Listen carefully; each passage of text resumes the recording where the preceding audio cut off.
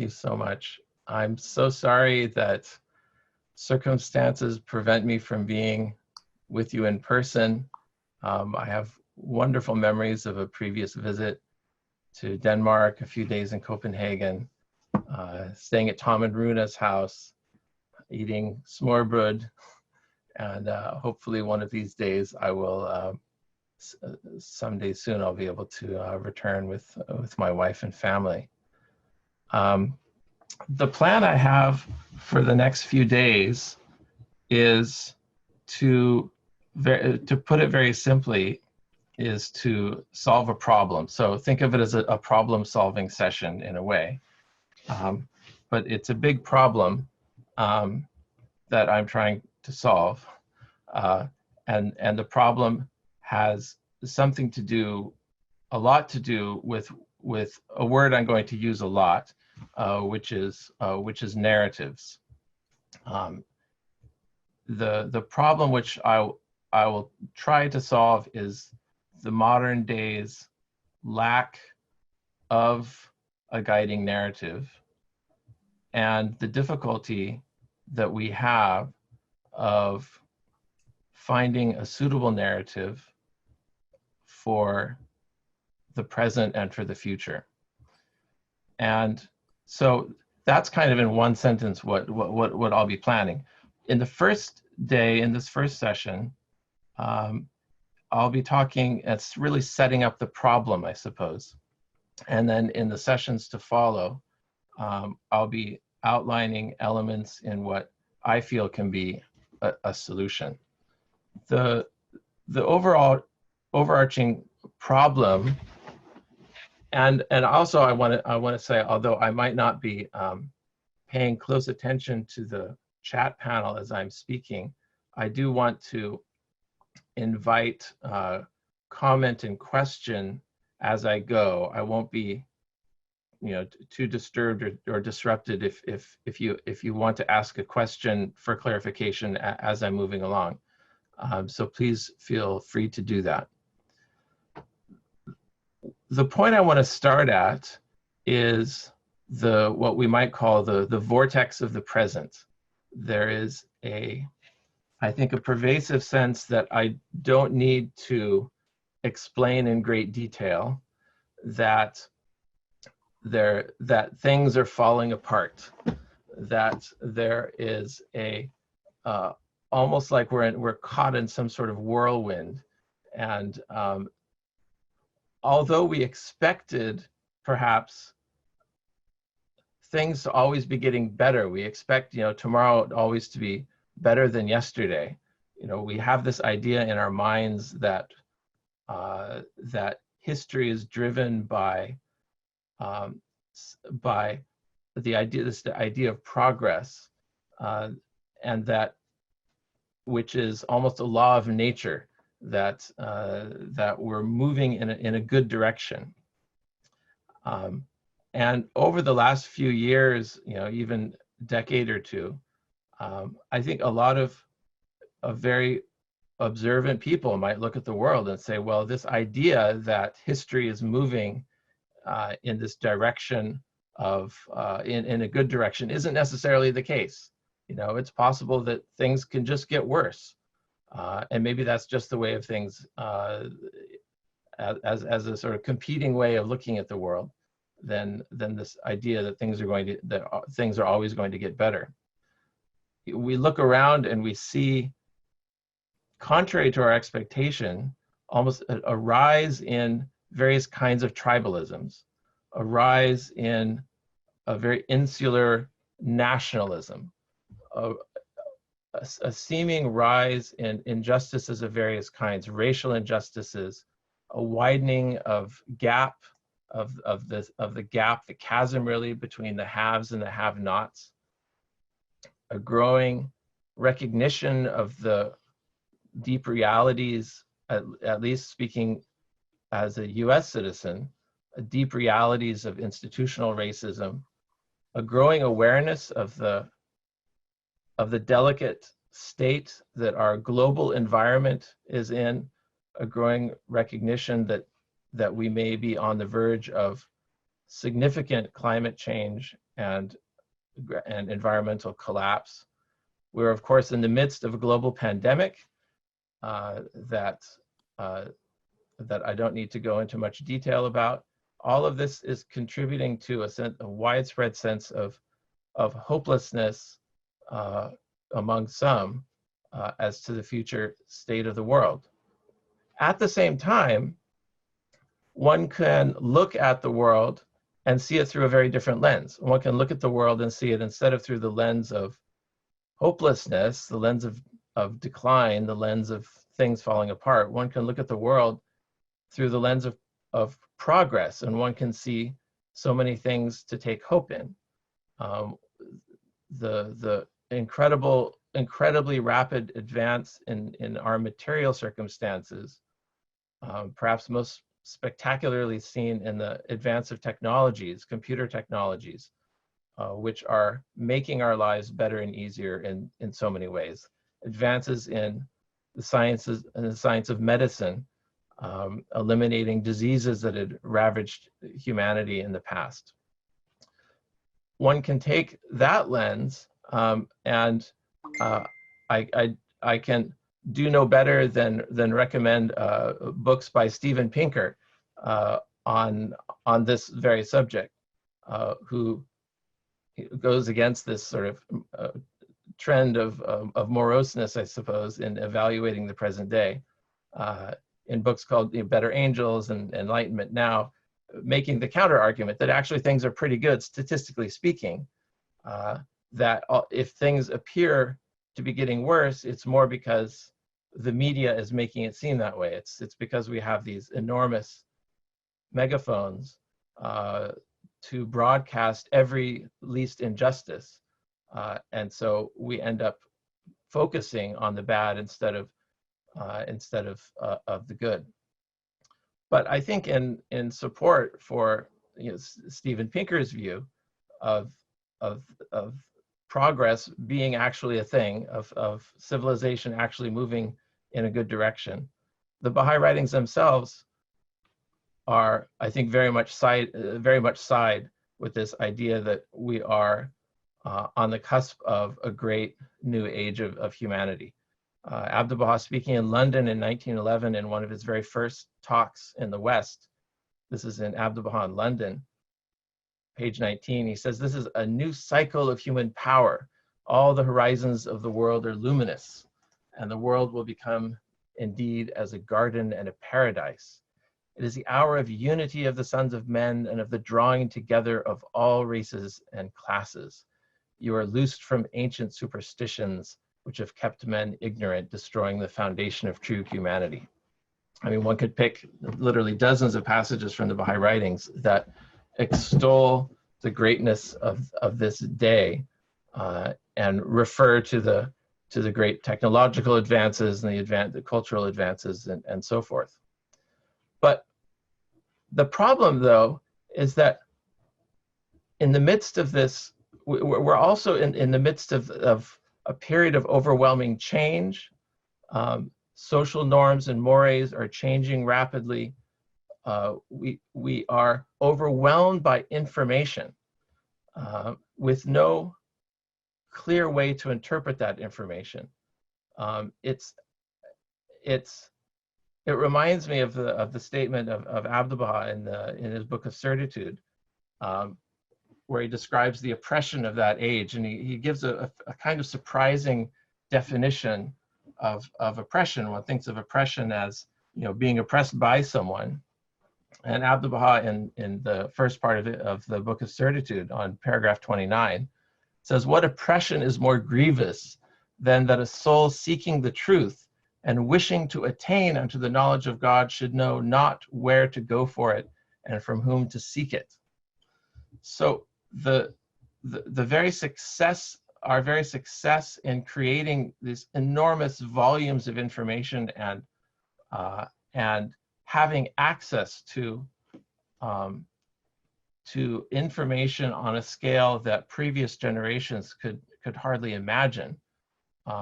If one has no way of sifting that information, if one doesn't have a narrative framework in which to put it, if one doesn't know how to evaluate what bits of information that are being delivered to us are true and which are false, then one ends up in a sort of state of confusion, of perpetual cognitive dissonance.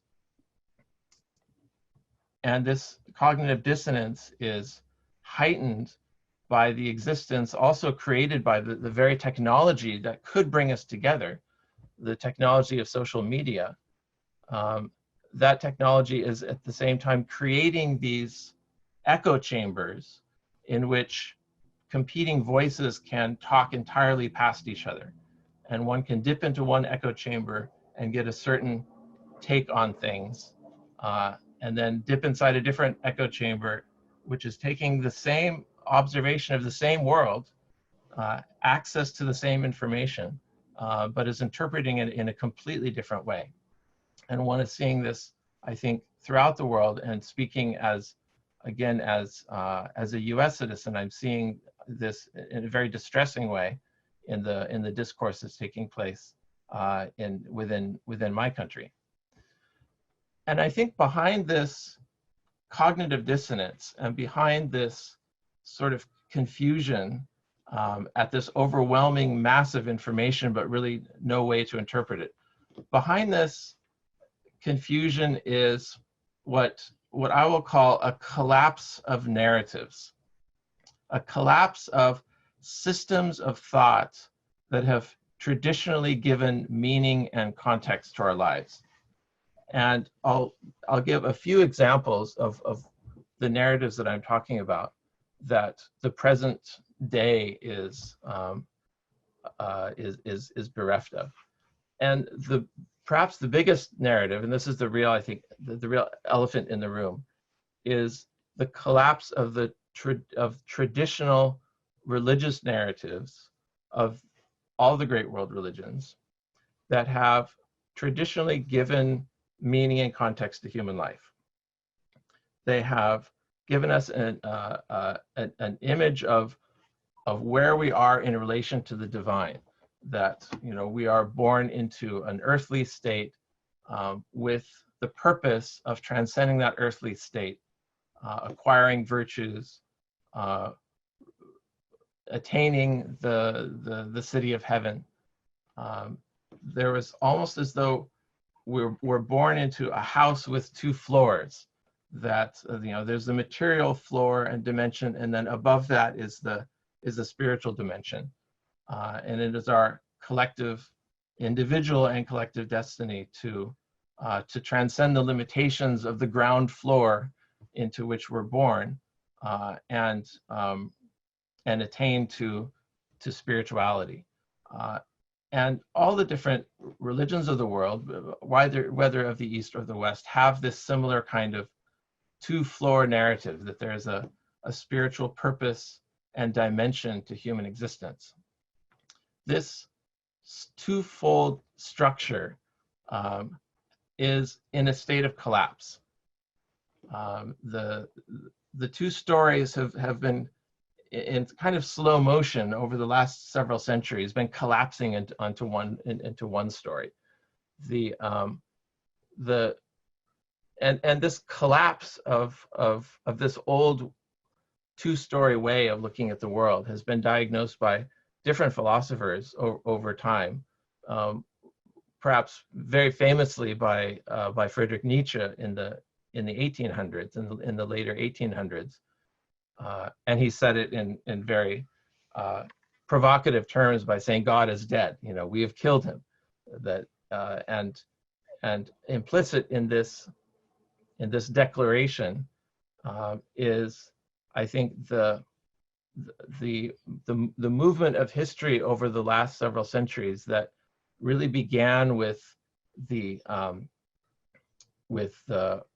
Renaissance and the scientific revolution and the European Enlightenment, that brought a new way of thinking into the world, a scientific way of thinking that began to challenge the traditional religious narratives, that began to challenge the way of thinking about the world, that very simply split it into a material dimension and a spiritual dimension.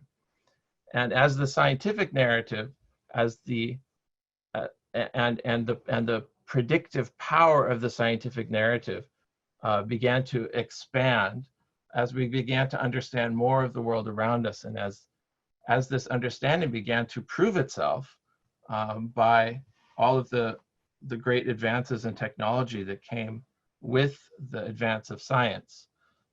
It's as though the space for the operation of those spiritual forces, which were thought to be the true ordering principles in the world, began to shrink.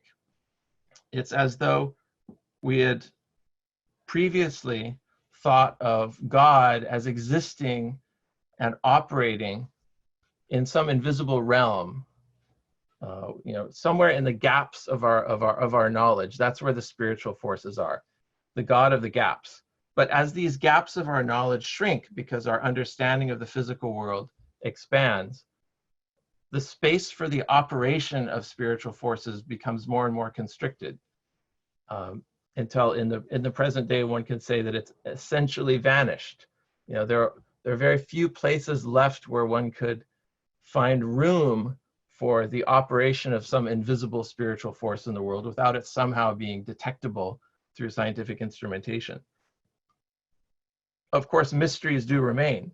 The scientific method and the scientific, the combined efforts of scientists over generations have still been unable to fully explain the mysteries of both the origin of creation, the origin of life, and the origin of consciousness. One can say these are three of the great mysteries, gaps that remain, if one wished to still insert a sort of God of the gaps like sort of traditional understanding into things. But by and large, the explanatory power of science has led to a collapse of this two-story structure. And apart from that, our understanding of the true vastness and wonder of the cosmos, and I say this with with an astronomy background, astrophysics background. I've always been struck, from the time I was a very small child, very struck at the true scale and scope of the cosmos, and how that ultimately shows up the puniness, the very provincial nature of most of our ideas about the world. So as a result, and this is, I think, a very, very poor way of explaining it. But the basic point I want to make is that the traditional religious narrative has largely lost its power in the modern world. So modern world, certainly in the secular centers of power and wealth, has largely been drained of the sense of the sacred. Of course, it remains in other parts of the world. We can't generalize and say that it's vanished in every place equally. And actually, this was, I think, very brilliantly described by the sociologist Peter Berger in a book he wrote called A Rumor of Angels. And he's describing this kind of slow motion collapse of this old narrative in the following terms. He said, "It would be extraordinarily naive to expect the demise of the supernatural to be equally visible from all vantage points of our culture, or to be experienced in the same way by all who have taken cognizance of it. There continue to be religions and theological milieux in which the crisis is, at the most, dimly sensed as an external threat in the distance. In other milieux, the crisis is beginning to be felt, but is still on its way. In yet other milieux, the crisis is in full eruption as a threat deep inside the fabric of religious practice, faith, and thought. And in some places, it is as if the believer or theologian were standing in a landscape of smoldering ruins." I think that well describes the situation of belief in God in this day. There are still communities where it seems very strong, where the encroaching forces of secularism and of secular approaches are still somewhere at the fringes, have not yet really reached the center. But in other parts of the world, we have left of traditional theologies are smoking ruins.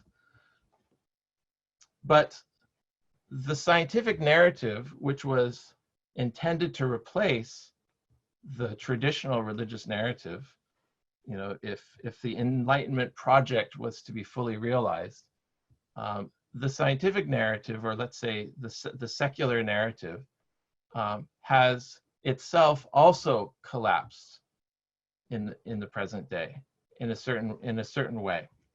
It has its material promises have in some ways been unfulfilled.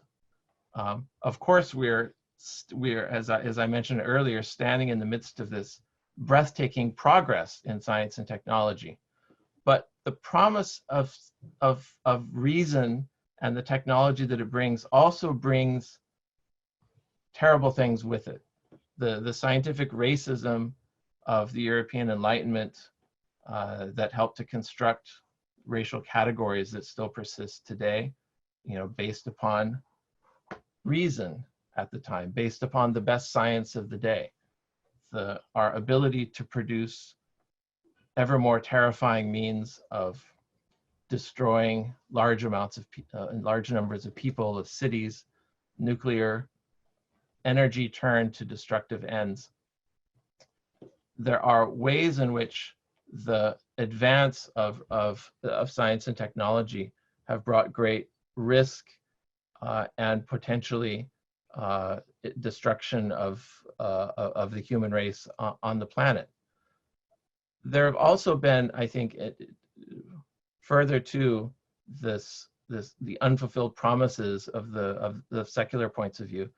I think it's more and more widely acknowledged that there's been a failure of the ideologies on both the left and the right, moving from science more into the political and economic realm.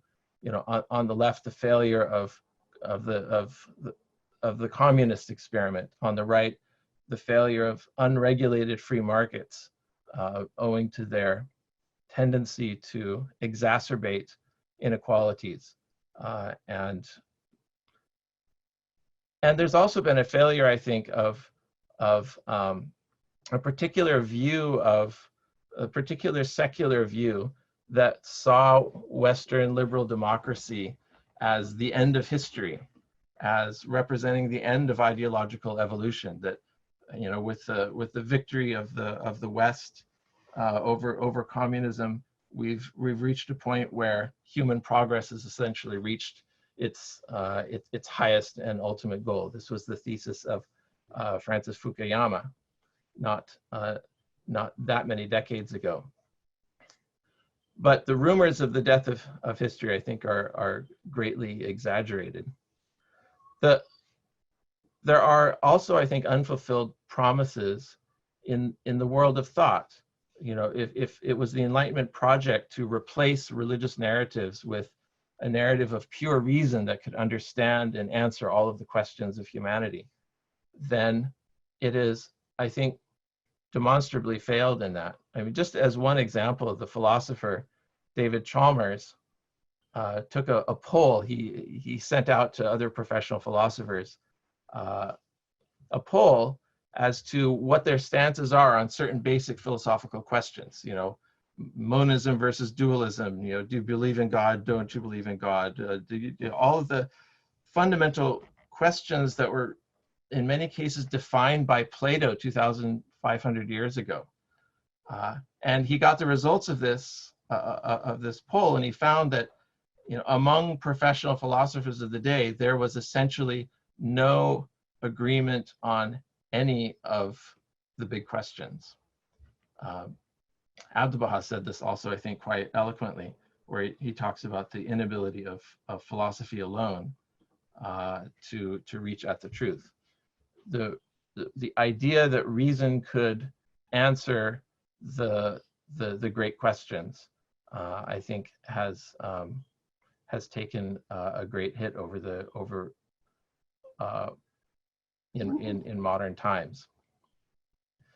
And then the narrative that was supposed to replace these two narratives, the narrative of science, the narrative of religion, both of which have in some ways reached their limits or have seen declines in the modern age, is the postmodernist narrative, a narrative fundamentally of suspicion that suspects ulterior motives behind any other grand narratives. It announces the death of all grand narratives, states ultimately that there is no underlying truth, at least that we have any access to, but that anything that we call the truth or any frameworks of truth that we build for ourselves is really just power struggles all the way down. That words, language, a word in a language doesn't pin itself onto any underlying reality, but that words are simply infinitely self-referential. The postmodernism, which really peaked just a few decades ago, I think is helpfully clears away the forest, I suppose, like a wildfire, helpfully clears away the forest of the useless weeds by trashing the narratives that came before. But it by its own nature is unable to create a narrative to replace it. This is just a few examples, sort of faltering examples of to try to put together an image, to leave you with an image of a modern world which seems exhausted of even the idea of any ultimate set of guiding principles. Religion as a political, social force, as a force in people's lives, seems to have failed. Even the replacement narrative, the secular narrative of science, also unable to answer and solve the great problems of humanity. What we're left with is really no narrative at all. And when there's no narrative at all, there's just the struggle for survival, materialistic pursuits. The situation was brilliantly skewered by Alan Watts in the 1960s, I think, in a book he wrote called The Book. And he describes sort of what we're left with once all the narratives have vacated the premises. What we're left with is basically an idea that we are defined by, as he puts it, defined as though we were all just digestive tracts walking around. This is how he puts it. Living organisms, including people, are merely tubes which put things in at one end and let them out at the other, which both keeps them doing it and in the long run wears them out.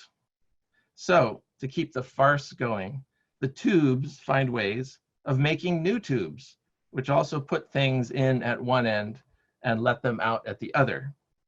At the input end, they even develop ganglia of nerves called brains, with eyes and ears, so that they can more easily scrounge around for things to swallow. And when they get enough to eat, they use up their surplus energy by wiggling in complicated patterns, making all sorts of noises by blowing air in and out of the input hole, and gathering together in groups to fight with other groups. In time, the tubes grow such an abundance of attached appliances that they are hardly recognizable as mere tubes, and they manage to do this in a staggering variety of forms. There is a vague rule not to eat the tubes of your own form, but in general, there is serious competition as to who is going to be the top type of tube. All this seems marvelously futile, and yet when you begin to think about it, it begins to be more marvelous than futile. Indeed, it seems extremely odd. And one can dress up this, this is, and this indeed is kind of what you're left with if there isn't a larger picture of what you're in the world for and what the ultimate purpose of life is. What you're left with is essentially what Alan Watts has described. We're simply physical beings reproducing ourselves, having experiences, maybe having the best experiences we can, maybe being the top type of tube within our own environment. And you can dress it up by making it appealing with all the appropriate advertising, but that fact remains. What I want to suggest, and where I want to go with all of this, introduction, is that we are on the cusp of, if we are, as the Baha'i writings state, upon the cusp of a new age, then a new kind of narrative has to go with it. And what is that new narrative going to be? Is it going to be simply taking out one of the old narratives and dusting them off and making them relevant again? Or will it in some way be an entirely new narrative that's fitting the particular needs of the day? Peter Berger, again, in A Rumor of Angels, talks about the cognitive dissonance of the believer in the modern world and what his options are. You know, a believer in the modern world facing this wall of skepticism as to the existence of those spiritual forces which the believer takes to be so fundamental. And Peter Berger says basically you're faced with three options. He says the first, and none of these options are good. He says the first option is defiance. So maintain a supernaturalist position in the teeth of an antagonistic and skeptical world. Say, well, science is just wrong about it, and at some point it'll be proven that all of the things that I believe in are actually true. The second possibility is surrender, a term that Berger likes to use, self-liquidation. He says the self-liquidation of all belief structures, the admission of the fundamentally superstitious nature of what one believed, and the full assimilation of the supernatural, of that second story of the building, into the realm of the natural. The third possible response to the overwhelming secularism of the modern day is what he calls accommodation, which is like a bargaining process with the modern world, figuring out which ideas you're going to keep, which you reject, but try to arrange it so that you get to keep the maximum number of ideas as you believed in them, and reject the minimum number of ideas that you're forced to reject. Like, okay, maybe the sun doesn't go around the earth, like they believed a few centuries ago, and it was the official position of my church, but I'm still going to believe in these other ideas.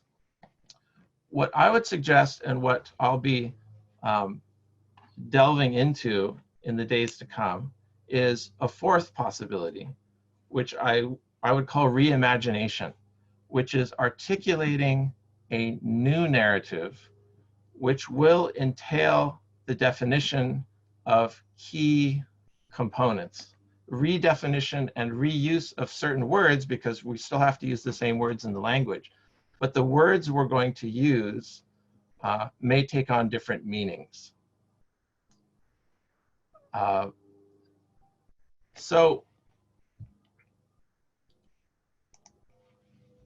And to just give a preview of a way in which we'll be using words in different ways, I'm using the word narrative a lot. But really, a narrative is a word that In a scientific context, a narrative is a theory. It's a systematic way of understanding things. In a spiritual context, a narrative is a religion. We might call it perhaps a sacred narrative, but a narrative, a religion is a kind of narrative. The narratives that we take, narratives ultimately are, and I want to make this point, essentially human choices. They are adopted because they are useful for a particular end. That doesn't mean that all narratives are good, even if they are useful for a particular end. The end of some narratives may be, for example, to preserve the power of a ruling class or to keep a lower class in a state of oppression and subjugation. So some narratives may have been good in their time, may have accomplished certain ends in their time, but may no longer be in accordance with the needs and exigencies of the day. And it's also the case, I think, that more than one narrative may fit an existing set of facts. So when we ask ourselves about the kind of narrative that we need in the sort of amidst the smoldering ruins of the narratives of the past, what narrative fits the facts that are available to us, what narrative will fit those facts and will take us forward into the future. I think we have to acknowledge, and this is one of the fundamental points that I'll be returning to from different angles in the days to come. One of the fundamental things that we have to admit is that more than one narrative may fit an existing set of facts. We can all be looking at exactly the same thing and yet come to completely different conclusions about what that thing is. I want to give some just very sort of simple, almost trivial examples of that. And so I'll share my screen very briefly, if I'm allowed to. Am I sharing my screen now?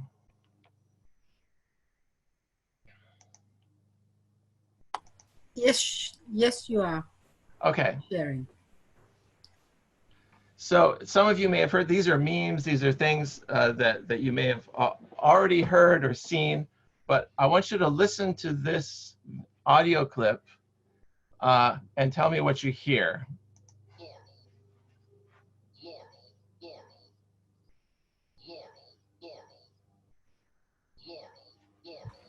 He says yes, yes, yes. So this kind of took the internet by storm a year, I guess a couple of years ago. You may have heard this. So how many of you heard the word Laurel, and how many of you heard the word Yanni?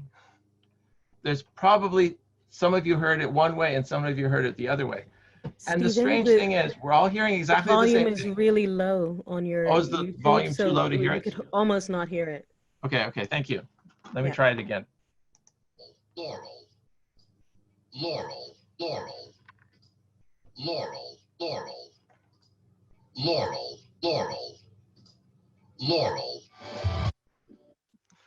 So, did you hear Laurel or did you hear Yanni? I guess it's tough to. I heard Yanni. See, I hear Laurel. Definitely Yanni. Yeah, I heard Laurel. Yanni. Laurel. Yanni. I heard Yanni. Yanni. I also Laurel. Yeah. I heard Laurel. Could we try it again? Right? Because we I heard mean, Yanni. if we can hear, I mean, this is the simplest possible thing. You'd think that we could agree on what it is we're hearing, but you know, what is it about the you know, how our brains are already primed to hear certain things that means when we get this additional input, this is how we interpret it. And if it's the case for something as simple as this, how could it not be the case for things that are far more complex, things of far more import, where we're not even you know, in this case, it's reduced to the simplest possible. Okay, we're all hearing the same audio clip, but in life we don't have exactly the same input. You know, we'd like to think, okay, we're reading the same newspapers or we're listening to the same TV show, but we're interpreting the facts that are coming at us in very different ways. The same thing in the visual field. So is this dress black and blue, or is it white and gold? White and gold. White and gold. White and gold. Black and blue. Black and blue. White and gold. White and Blue. gold. Gold. White and gold. White and gold. White and gold. White and gold. So if you see it one way, it's almost impossible to see it the other way. Once you've seen it one way, to like see it in the other, you're like, I can't even imagine seeing it in the other way. This the same thing with Laurel Yanny. Similar, I mean, a similar thing. Everyone has seen this image at some point in their lives, I'm sure. What do you see? You know, do you see a young lady or an old woman or an old hat? Young lady. Young lady. Young lady. I see both. Both. I can see both. Old Yeah, I can and see both. young. I see both. I see I both. can see young lady. Both young I see lady young and lady. old. Both the young lady and the old lady. Yeah, this is one for me. I can see both. For the black and blue dress or white and gold dress, I just can't see them both. This one, I can kind of see them both at the same time, but still, you get the idea that there are. And I'll stop sharing at this point. But so with things that are relatively simple, we have this intuition that there can be very different ways to interpret it.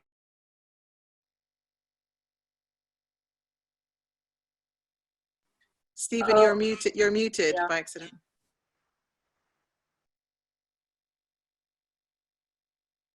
Okay, unmuted. All right.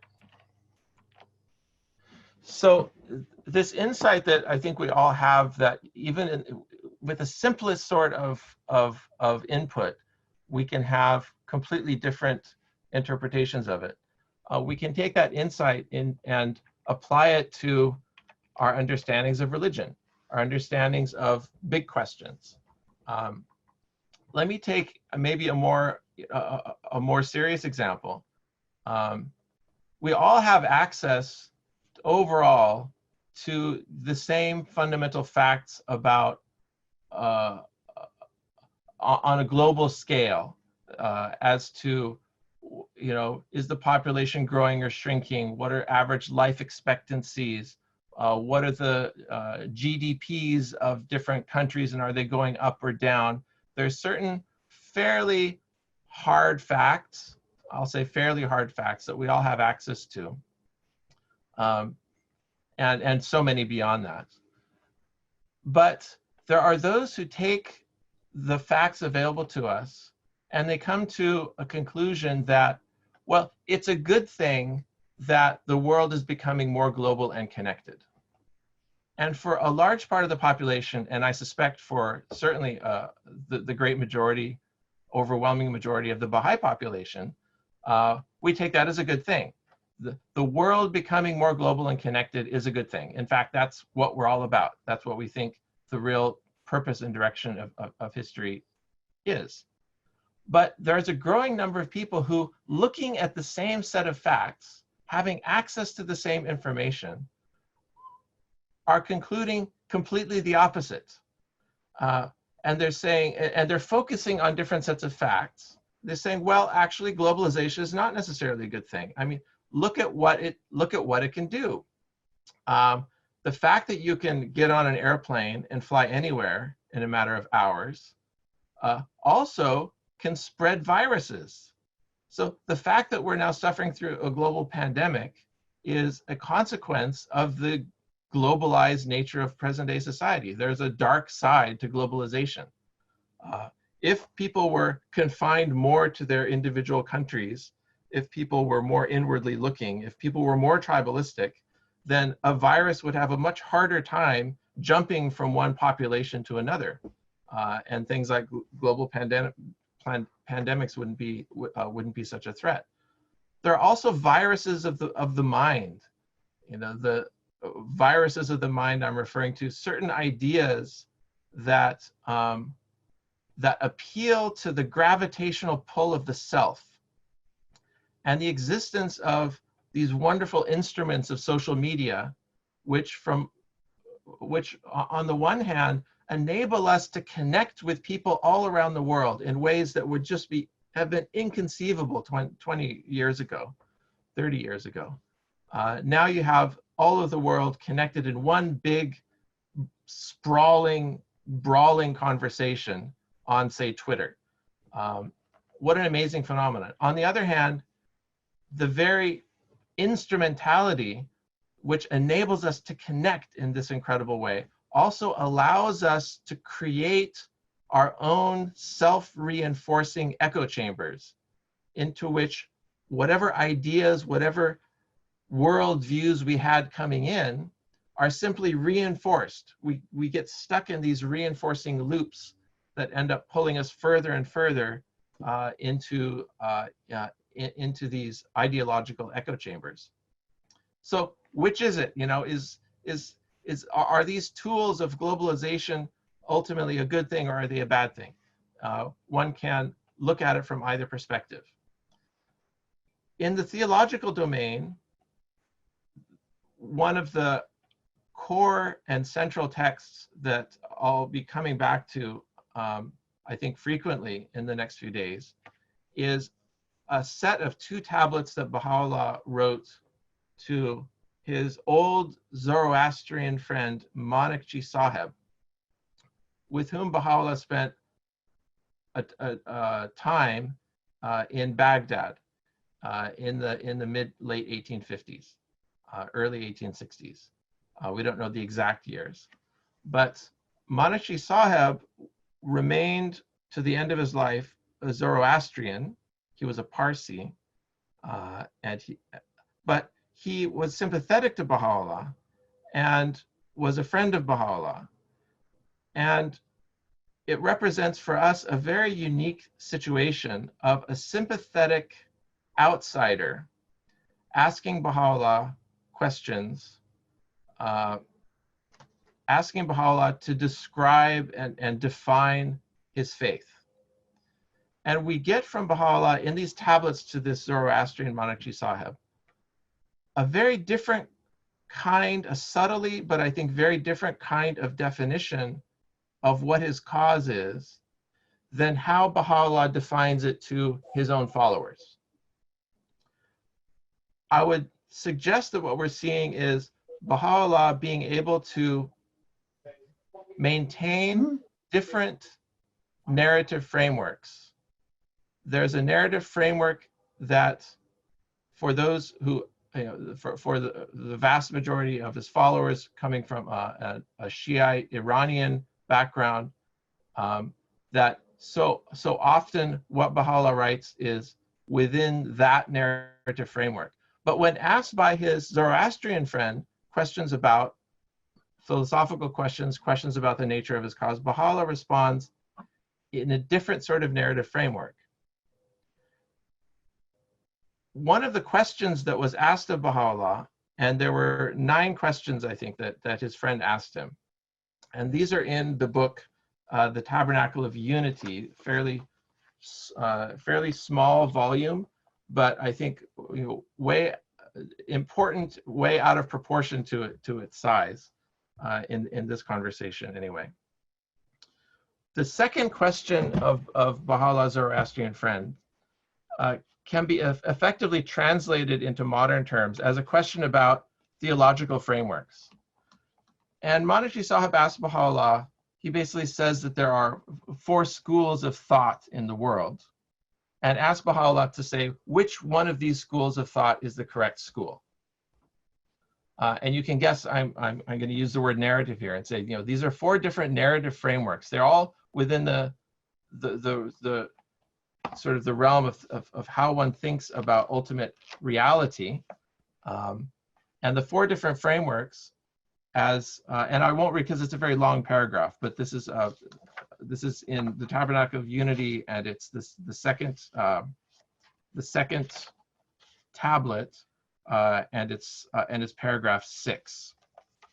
That there are 4 schools of thought in the world, and just to briefly summarize it, Manashi Sahib asked Baha'u'llah to tell him which is the right way of thinking about the universe. Is it that God created the universe and sends prophets at regular intervals for the guidance of the creatures? That's one option. Another option is that, well, really God is the universe, that there's that the ultimate reality of things is the divine reality. And the third option is that God created the universe, but then doesn't really actively intervene in it, doesn't send prophets, but he's the ultimate creator of things. And then the fourth option, or the fourth school of thought, is effectively that, well, there really is there's talk of God is really just talk about power, that really the universe is just cycles of growth and decay. Yes, the prophets talk about God. Yes, the rulers and kings talk about God, but this is really just a way of getting stuff done. So one could further reduce this, and you can see the actual words of it by looking at reading the tablet, and maybe the morning session could do that. But basically, what translated into modern terms, Manashi Sahib is saying, well, which is it? Is it dualism, or rather, is it theism? Is it pantheism? Is it deism, or is it atheism? Which also are, one could say in modern terms, a pretty good summary of the main options available to those who are asking these sorts of fundamental questions. And the amazing thing is Baha'u'llah's answer, because you would think that this is where Baha'u'llah would take the opportunity to announce the winning narrative and say, this is how it is, and the others are wrong. But that's not what Baha'u'llah does. He gives actually really a three-part answer. And his first answer is quite amazing in its subtlety. And the first answer is basically, worry about the needs of the day. His first answer is something like, be anxiously, and we're very familiar with this quotation probably, because it's one of the more famous quotations from Baha'u'llah's writings. His first answer is, be anxiously concerned with the needs of the age you live in, and center your deliberations on its exigencies and requirements. Almost as though he's saying, don't worry about the theological details. Worry about what is this going to produce in the world, and that ultimately will guide your decision as to what narrative framework to adopt. Baha'u'llah does, in his second part answer to this, say, well, it is clear and evident that the second school, I gave them in a different order. The second school is the school of theism. That the second standeth closer to righteousness. And the word he uses here is taqwa in Persian, which also means God-fearingness. So the way, or the narrative of theism is the more God-fearing narrative, the more righteous narrative. But then the third part of Baha'u'llah's answer, and this is in paragraph 9 of the second tablet, he says, and this is really the real point. He says, one can, however, provide a justification for the tenets of the other schools. For in a sense, all things have ever been and shall ever remain the manifestations of the names and attributes of God. So on the most fundamental possible question, which is the question of the grounding narrative that we take into the world, Baha'u'llah, when asked to basically pick the right one, gives such a nuanced answer. And his answer is a much more, let's say, pragmatic approach than it is a dogmatic approach. He's not saying, here's the correct dogma, here's the correct way of thinking about the divine. He says, well, there's ways of understanding. There's each of these different schools of thought, and by which we're including the one that effectively is equivalent to atheism. He's saying one can provide a justification for these. What then is the litmus test that one uses to decide which one to adopt? It's, I would argue, ultimately a pragmatic litmus test. Be anxiously concerned with the needs of the day in which ye live, and center your deliberations on its exigencies and requirements. The narrative we need is the narrative that works. We would like to be able to say that the narrative we need is the true narrative. But the reality is we don't have access to capital T truth. No one does, no one ever will.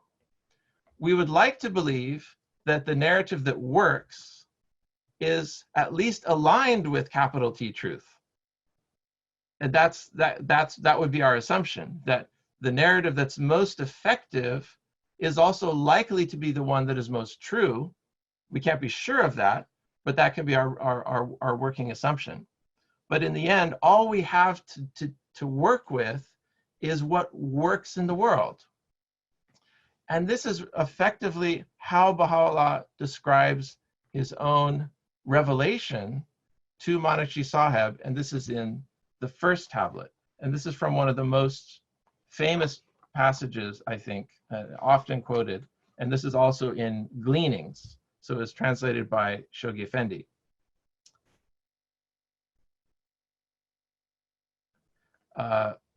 He said, as to thy question concerning the heavenly scriptures, the all-knowing physician hath his finger on the pulse of mankind. He perceiveth the disease and prescribeth in his unerring wisdom the remedy. Every age hath its own problem, and every soul its particular aspiration. The remedy the world needeth in its present day afflictions can never be the same as that which a subsequent age may require. Be anxiously concerned with the needs of the age you live in, and center your deliberations on its exigencies and requirements. This is a very different kind of narrative, I suggest, than the way we have traditionally thought of religion. That the world religions, all, I would say, without any exceptions that I'm aware of, think of the revelation of the prophet as being the delivery of pure truth, or as pure truth as can possibly be clothed in the garment of words. And one is then forever looking backwards to that point of delivery. One is forever looking backwards to that point where the words became clothed in the form of a book, as being our closest encounter with the truth, with reality. Baha'u'llah is offering a fundamentally different kind of narrative than that of traditional religious belief. In employing the imagery of the divine physician, this is at its heart a pragmatic and evolutionary narrative.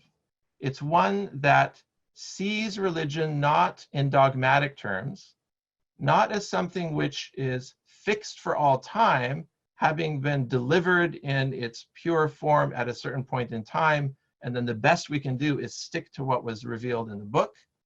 Instead, Baha'u'llah says, religion is a kind of remedy for an illness. And as the nature of the illness changes, the nature of the remedy also has to change. And Baha'u'llah goes on in later tablets, as we who are participants in Baha'i community life are aware. Baha'u'llah goes on to lay out the basic principles as to how this remedy can stay active from age to age. And he does it by transferring the power for the creation of laws in accordance with the exigencies of the day to an elected body, a house of justice, which is able to do whatever needs to be done and has all necessary power to be able to affect the change in the world that is necessary, so that the ultimate goals of his cause can be met in the world. So this narrative I suggest is a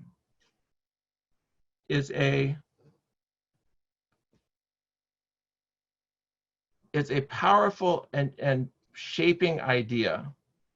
It is ultimately ideas like this, which even more than economic factors, I mean, economic factors, political constitutions, the laws that are on the books, the changing weather, global pandemics, all of these things, of course, are forces in human history. But more powerful still, I think, is the power of ideas. And the power of the right narrative ultimately will be the key to whether humanity can successfully make the transition to the fully global and interconnected society that we believe humanity is moving forward into. Nothing but the power of a new kind of narrative will be able to bridge the incredible chasms that exist between secular ways of thinking and sacred or religious ways of thinking, between Eastern ways of thinking and Western ways of thinking. I mean, we're spending a lot of our time now, so much of the time that we spend, and our mental bandwidth is spent on problems that are raised by the global media, the problems, you know, for example, and these are very real problems, obviously, you know, for example, in the United States, of this incredible divide that exists between the political right and the political left. All our bandwidth is spent there.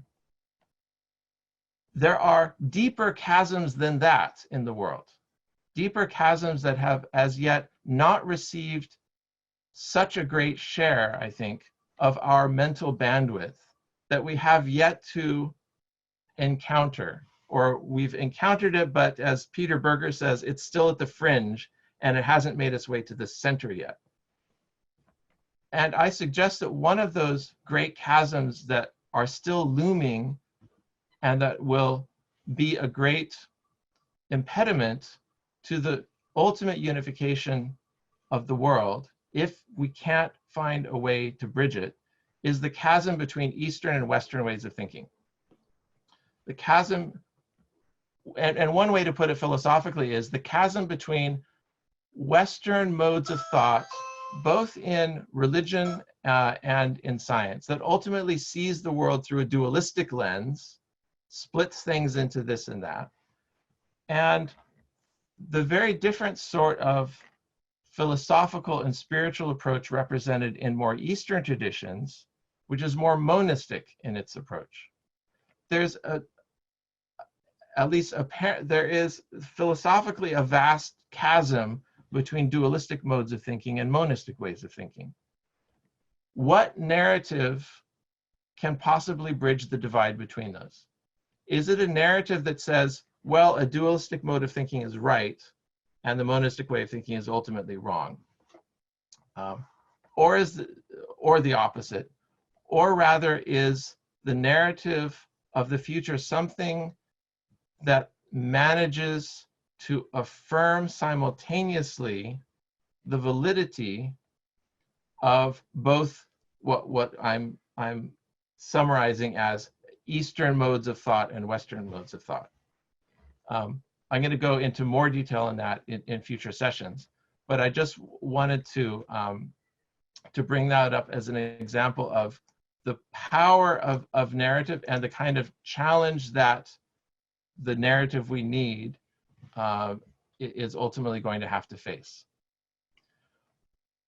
So I've mentioned that Baha'u'llah has, in his tablet to Manashi Sahib, given what I feel is one of the great keys to the unification of the world, and one of the pillars of the sacred narrative of the future, which is ultimately seeing through this pragmatic lens, which is ultimately seeing the religious experience of the human race as something which cannot be separated from the particular social and spiritual problems of the age in which that religious framework arrived within.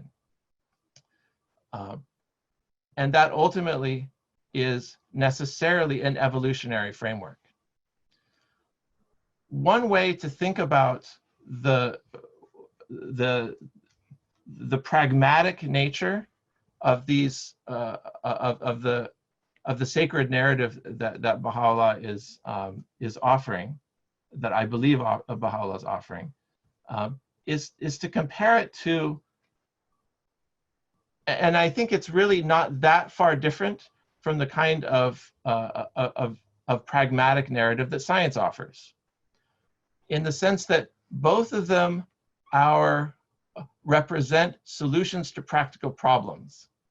Baha'u'llah phrases to his Zoroastrian friend his revelation as a kind of solution to a practical problem, a remedy to a disease.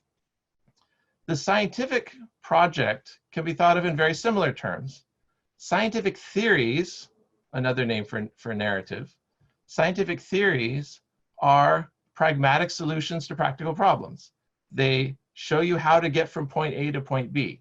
They show you how, given the following configuration of billiard balls, if you hit the pool cue, the cue ball in this way, this is what's going to happen to the other billiard balls, according to the laws of physics. The laws of physics that are devised are ultimately in reference to solving particular problems. They don't touch upon, just as Baha'u'llah's remedy, idea of religion as remedy, doesn't touch upon the ultimate essence behind it. A scientific theory tells you what to do, how to calculate to make a good prediction. It doesn't tell you what matter is. It doesn't tell you what energy is. It says, well, energy can be defined, can be quantified in the following way, and in the following process, it's transferred in the following way, but it leaves open the question of what it really is. In a way, we can think of both the spiritual narrative offered by Baha'u'llah, as well as the narratives offered in scientific theories, kind of as maps. A map is a very pragmatic device. A map, I'm thinking of just a two-dimensional piece of paper kind of map. It's something that represents a much more complicated reality in simpler terms. It picks the elements that are most needed for the purpose of that map. It throws away all the rest of the details, and you get a sort of simplification of things in a way that makes the map useful. And there are lots of different kinds of maps that can illustrate sort of aspects of both the usefulness and the limitation of maps. One example is, I'll give an example. Actually, I'll share a screen again and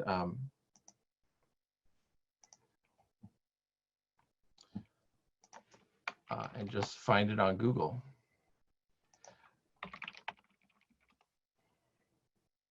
So this is a very famous map that was discovered in the floor of a church in Jerusalem, in Jordan, and this is a map of the ancient city of Jerusalem. And obviously it's thrown out a lot of detail to represent all the city of Jerusalem with a few squares of mosaic tile. But arguably, it's a very fair and accurate representation of Jerusalem as it was understood by people in 400 or 500 AD when this map was created. It gives all the main parts. It gives the main street of the city, the Cardo, including the pillars that defined the space between stalls where the shopkeepers hawk their wares. Apparently there was a big pillar here at the Damascus gate. There's a nice large object here representing the Church of the Holy Sepulchre, which at the time, because this was under Christian control and before the creation of the Dome of the Rock, this was the real center. You don't even see the Temple Mount here really, but you do see, because this was what factored large in people's imaginations, and how people defined the city of Jerusalem was in terms of the Church of the Holy Sepulchre. And historians and archaeologists have had a great time identifying various other buildings in this stylized map of Jerusalem, and even made some other identifications. But the interesting thing is, this tells us a few things about maps that I think are the same as the maps that we call religions. They are stylized representations of an underlying reality. As such, they're not exactly accurate representations of that underlying reality. Technically, if you go out and take a surveying tool, you are not going to get this tile map of Jerusalem. But it represents accurately how people thought about the city of Jerusalem and what was important to them. Another aspect of this map is that, like all maps of cities, at least, which are moving and living and dynamic entities, maps can go out of date. They can no longer, at some point, be that useful in allowing you to navigate the city. If you were to take this Madaba map to the modern day city of Jerusalem, you wouldn't get anywhere. It doesn't help you at all. A part of the Cardo has been excavated, and as to the rest of it, it's not going to get you from point A to point B. So maps have a certain lifespan. They are, and one doesn't call it this, but in a way they distort reality, but in a useful way. They allow us to get, they distort reality for the end result of producing something useful. So another example of a map that a lot of people will find familiar if they've taken the London Tube. Here's another example of a map that is also, various versions of it, that's also very useful, extremely useful if you want to get around London. This is, pretty much the way to do it. But if you were to compare this map to the actual street plan of the City of London, you would find huge differences. First of all, these subway stops are not along the straight lines that they're depicted in the map. The left, right, or top or top bottom relationships of tube stops to each other are not the same. Certainly the distances between the stops are not at all what they are, how they're marked on the map. In so many ways, this map is an absolute distortion of the underlying reality of things. But we accept it as probably the very best way of getting around the city. And we accept the distortions of the map, realizing that it's not the purpose of the map to give us to give us like a surveyor's perspective of the city. The purpose of the map is otherwise. So if this is the case with the physical maps of that guide us through cities, human created cities, in what is it? Could it be in a similar sense that the narratives that we choose, whether these be political narratives, scientific narratives, religious narratives, i.e. religions, can also be seen as maps in a way. They, for a period of time, are helpful in navigating the spaces of human life. And like all maps, at some point, they run out of their ability, or their ability to enable us to navigate these spaces becomes reduced. Sometimes even becomes contrary to their original purpose. I mean, if you took that old map of Jerusalem, you would just get totally lost. I mean, it wouldn't help you at all. Could it be the case that that religions as maps both can become out of date, but also, even when they're not out of date, can we understand them as introducing certain acceptable distortions to underlying reality for the sake of being a remedy, for the sake of accomplishing their purpose in the world? Stephen? So when Baha'u'llah talks about his faith as being a remedy, that's why it was created. That's why it has the contours that it does. Which means we accept that there may be ways in which it is not a true or faithful representation of the underlying reality of things. Dan has a comment. Yes. Actually, the world map that we're very familiar with, the Mercator map, is also distortion. The world is round. It's not flat. But the way the map is set up is helpful for navigation, because if you say from this point to this point, you get an actual line that is traversable and gives you a good sense of directions and so on. So it's good for navigation. It's very bad for the sense of the size of geographic areas. That Greenland becomes extremely large, disproportionately. And that is so, depending on what you need the map for, the Mercator map is helpful or it's not helpful. It's a helpful distortion in cases of navigation.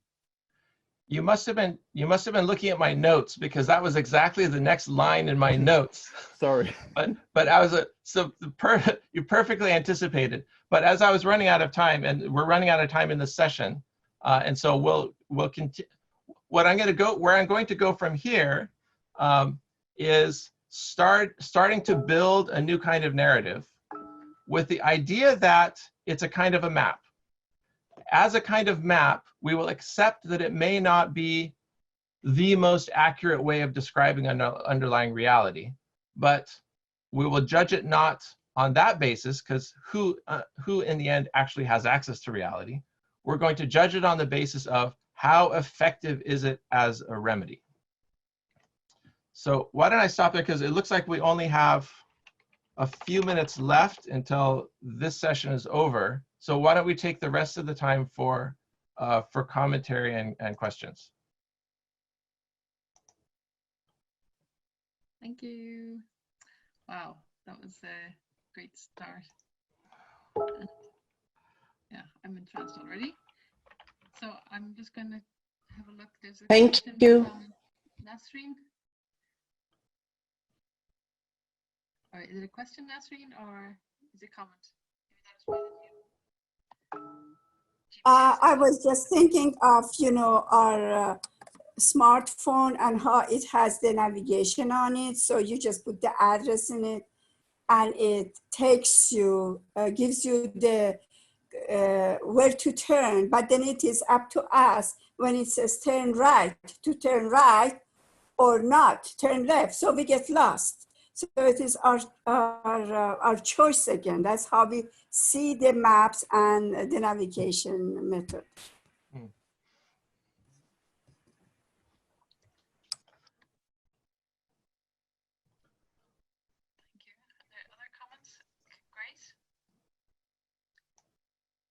Yes, I was, Stephen was talking about chasms, like these different divides among people. And one I think that we just sort of touch upon briefly, but don't really, I think, go into much detail about is the chasm between extreme poverty and extreme wealth. At some point, that is really going to have to be addressed by the world, because it's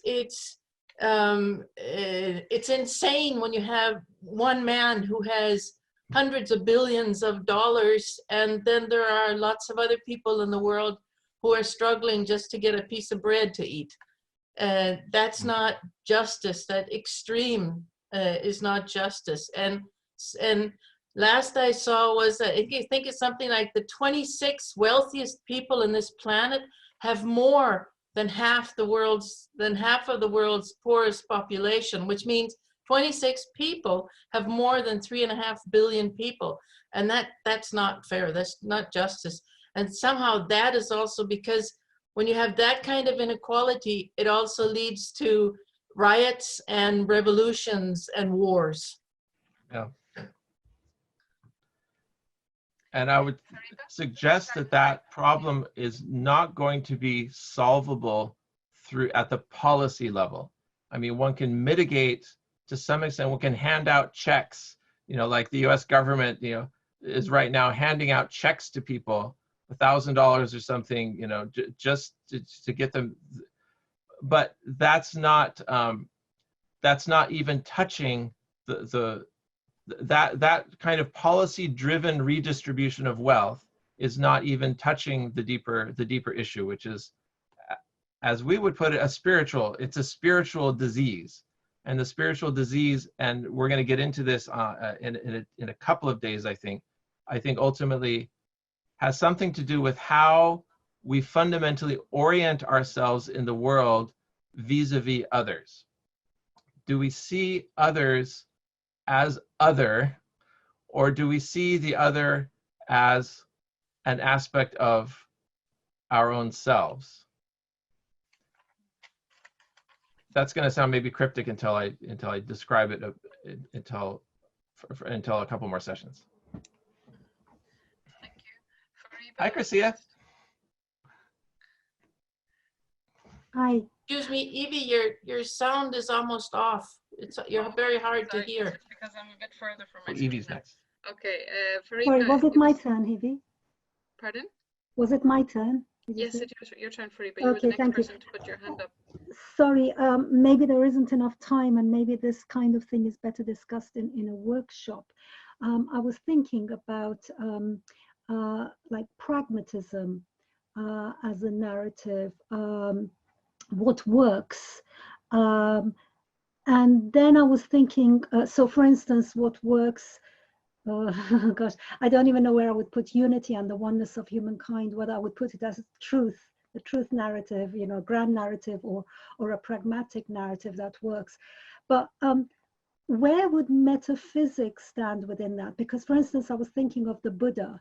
What we have of the Buddha, that were a lot of metaphysical questions put to the Buddha. And instead of the Buddha necessarily answering them, he wouldn't necessarily say they were right or wrong.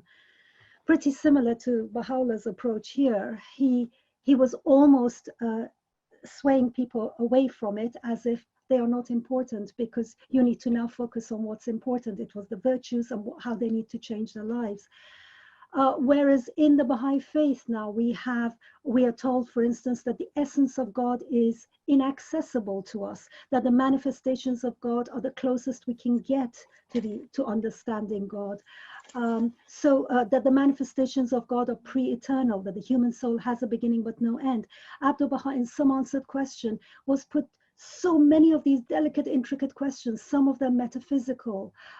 Do we see all of these as narratives that could change? So for instance, let's say if Abdu'l-Baha says there's no such thing as reincarnation, however we may interpret it, that he says we only come to this world once, whatever lessons we learn or don't learn, and even if we die before we come here, we go to the infinite numbers of the worlds of God beyond here, but this world of tests is only once, etc.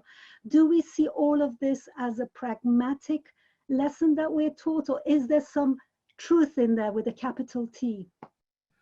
You're exactly anticipating where I'm going to go in the next couple of days, and this metaphysical ambiguity, I think, is going to end up being absolutely key.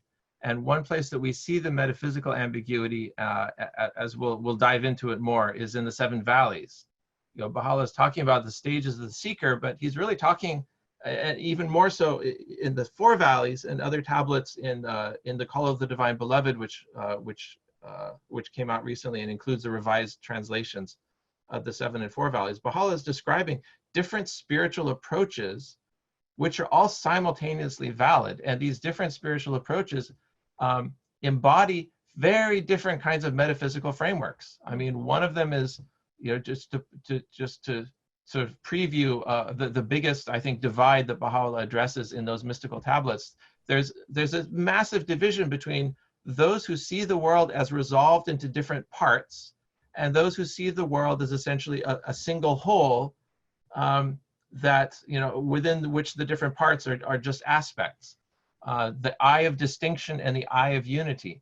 And Baha'u'llah is not saying one is right and one's wrong, saying these are just different stages in a spiritual path. They all have to be validated in a world that truly embraces its own diversity. So there isn't necessarily even a hierarchy, you don't think, within the narratives, even within the seven valleys? That's a great question. Because are they situated horizontally or is it situated vertically? And if there's a hierarchy, then aren't we just saying, well, yeah, we will tolerate these lower, these lower metaphysical ways of thinking, but when you really get to the, when you really understand it well, you'll realize that one is true and one is false. In that sense, it becomes a kind of a false. If that is the path that one takes, then the question of good faith comes in. Are we then addressing ourselves in good faith to people when we say, well, it's all equivalent, but in the back of our minds, we're saying, well, actually, my way is in the end really better than your way. And we have to be, I think, careful in coming at it with that point of view, that ultimately there's a verticality, because ultimately that ends up being in tension with a posture of epistemic humility that I think also is being asked of us. As an example of this, at the end of Gems of Divine Mysteries, the Jawahir al-Asrar, Baha'u'llah just nails the point where he says, the seeker, having reached and traversed all of these spiritual stations, if at the end point of the journey, any trace of pride and vainglory should enter into the seeker's heart, at that very moment they're returned to the first stage of the journey without realizing it. So I take that as quite a strong warning against thinking about these things in vertical terms, thinking about things in hierarchical terms, because you never know. You think you're sitting at the top of the knowledge pyramid, and that you have more spiritual insight than anyone else, and you may have just been returned to the bottom of it, and you don't realize it. Okay, thank you. Cheers.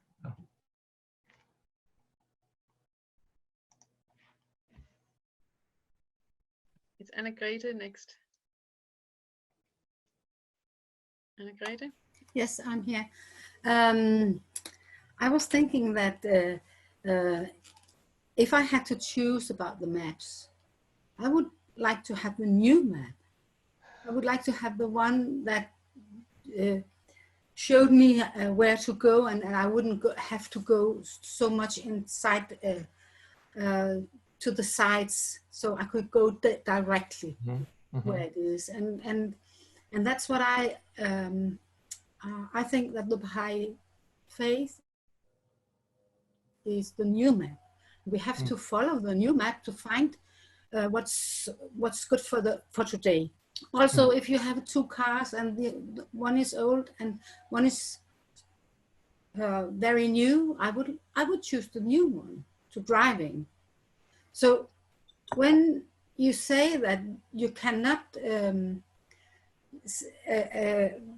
about religion, old religion and new religion, say that one is better than the other, but I think the new one is a very necessary. It's very I'm not so good in English. I actually is searching for the words, but if you have to solve the problems today, we must take the best of the maps and the best of the car, and sort of use that for our diseases today. Yeah, and this is where a posture of pragmatism comes in. Okay. We'll end up going with that new map because it's effective, and the effectiveness of it tells its own story. You know, we don't have to say that this is a better revelation than that, or a more full revelation than that. We don't have to take that posture. We can just say, well, if we try doing it this way, look at the results. Yes. You know, we have a worldwide community of hundreds of different people of hundreds of different backgrounds, and we're all united in one purpose. Like, who else can do that? No, that's true. And I think that when the leaders of the politicians, the leader today make their points, and I can give the example of the Prime Minister of Denmark, Mette. She was standing all alone and taking a moral issue on how to act in this pandemic. She said, one lost person is one too much. And then she shut down, although maybe she would be sort of no, I can't explain it in English, but she could be knocked at for doing it. But afterwards, it has shown that it was very good to do. So I think that, and also the different parties found out they could work together, they could stand together, they could become a unity, could take decisions in united decisions. And I think that's new for the whole world to reckon. Maybe we will fall back. I think we will, but anyway, we have tried it, and everybody was happy about it. Thank you. Chrissia, you're next. Hi, Stephen. So good to see you again. Good to see you. Yeah, so my question, I did have a question. So yeah, as a person who spent hours in Montreal getting lost because I used the subway map to try to walk around, I think that analogy and the idea of these different types of maps that express different or that focus on different parts of the reality is it's a wonderful analogy for me, because yeah, I've lived it. And I think we can get kind of caught up in this idea of just get the map with all the details and then you'll be fine. Like, we don't, you know, you don't necessarily want an ordnance survey map when you're just trying to catch a bus somewhere. Yeah.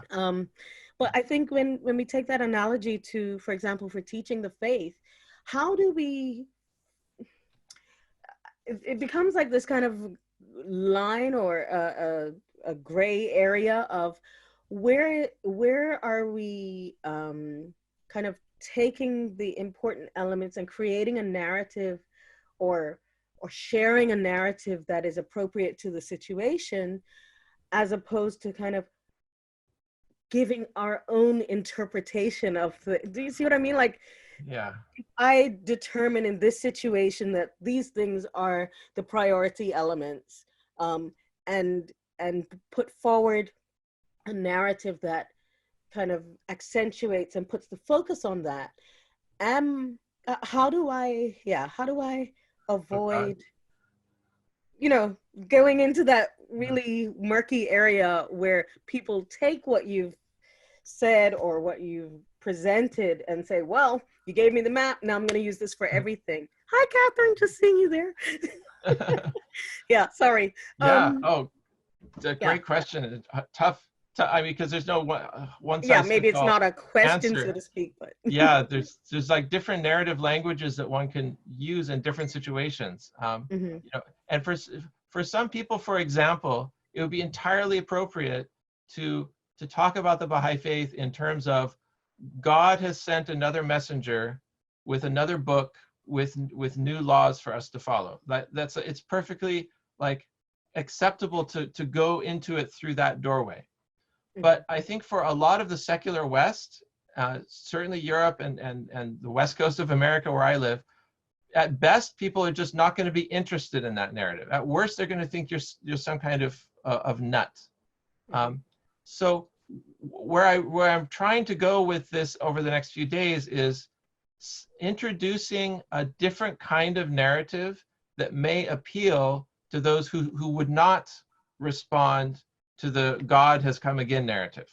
Yeah. And I want to do it in a way that doesn't say this narrative is right and that narrative is wrong. I mean, I'm just pulling out a different map. Same city, different map. And so one just has to be aware of the audience to which one is addressing. And that works nicely face-to-face, or it works somewhat face-to-face.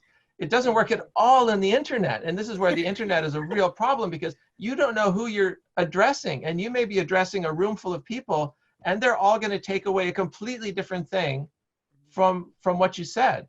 And they're going to interpret it through their own map, and they're going to see it, you know, and some may respond and some won't. It's like, maybe that, sorry. Yeah, it's tough.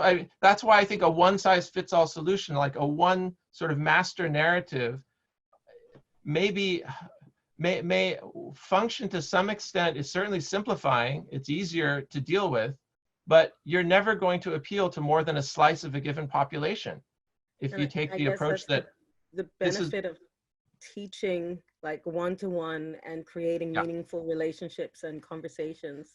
Yeah. Okay.